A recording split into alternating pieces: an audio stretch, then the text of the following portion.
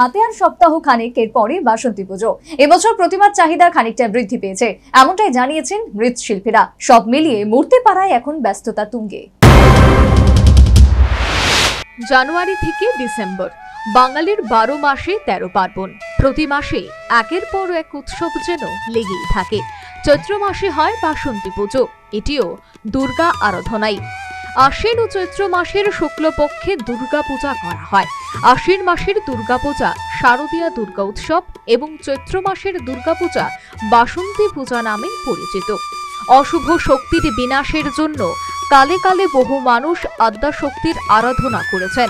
রামায়ণ থেকে জানা যায়, রামচন্দ্র শরৎকালে অশুভ শক্তির বিনাশের উদ্দেশ্যে দুর্গার আরাধনা করেন। এটি ছিল অকালবোধন। আবার পুরাণ অনুযায়ী চন্দ্রবংশীয় রাজা সুরথ বসন্তকালে দেবীর আরাধনা করেন, যা বাসন্তী পূজা নামে প্রসিদ্ধ। এবছর চৈত্র মাসের শুক্লপক্ষের প্রতিপদ তিথি পড়েছে 8 এপ্রিল বেলা 2:11 নাগাদ। কিন্তু উদয়া তিথি মেনে নবরাত্রির ঘট স্থাপন হবে 9 এপ্রিল।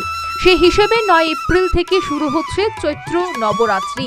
নবরাত্রির অবসান হবে 17 এপ্রিল। পুরো 9 দিন ধরে চলবে চৈত্র নবরাত্রি পালন।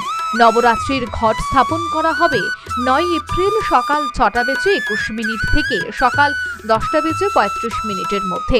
হাতে আর সপ্তাহ খানিক, এরপরেই বাসন্তী পূজা। এবছর প্রতিমার চাহিদা খানিকটা বেশি রয়েছে, এমনটাই জানিয়েছেন মৃৎশিল্পীরা। সব মিলিয়ে মূর্তি পাড়ায় এখন ব্যস্ততা তুঙ্গে। বাসন্তী পূজা অন্যান্যবার তুলনায় বেশি। হ্যাঁ, তো বাসন্তী পূজাতে এবার পয়লা বৈশাখের দিনকে বোধহয় ষষ্ঠী পড়ছে। তো মোটামুটি আমরা কাজ কমপ্লিটের প্রতি কালকের থেকে হয়তো রং চাপানো চিন্তাধারা। তো পূজা হইতেছে, ঠাকুরের যে দাম খুব একটা বেশি মার্কেটে চড়া তা না, কিন্তু ওই মোটামুটি খরচাটা উঠে আর কি, আর চলনের মতন আমরা।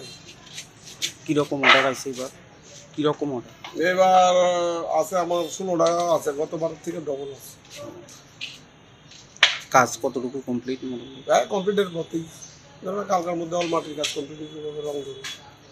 এবছর বাড়ছে? এবছর বাড়ছে, আমার না সবারই বাড়ছে। মানে এই বছরের মানে দামটা কত? মূর্তি দাম যেরকম বেশি সবসময়, আমার তো 7 টাকা দামই, সেই হিসেবে এই সাইজের ঠাকুর আমি 40-45 এগুলো বিক্রি করি। দুর্গাপূজার সময় প্রতি বছর দেবীর বিভিন্ন বাহনে আগমন ও গমন হয়। দেবীর আসা ও যাওয়ার বাহনের উপর নির্ভর করে গোটা বছর কেমন কাটতে চলেছে মর্তবাসীর। দেবী দুর্গা কোনো বছর ঘোড়া, কোনো বছর হাতে, আবার কোনো বছর নৌকায় আসেন। এবছর চৈত্র নবরাত্রিতে দেবীর আগমন হবে ঘটক বা ঘোড়ায়। ঘোড়ায় চড়ে দেবীর মর্তে আগমন জ্যোতিষ অনুসারে শুভ লক্ষণ নয়। এর ফলে ক্ষমতার পরিবর্তন ও অরাজক পরিস্থিতি সৃষ্টি হতে পারে। Bureau report, news vanguard.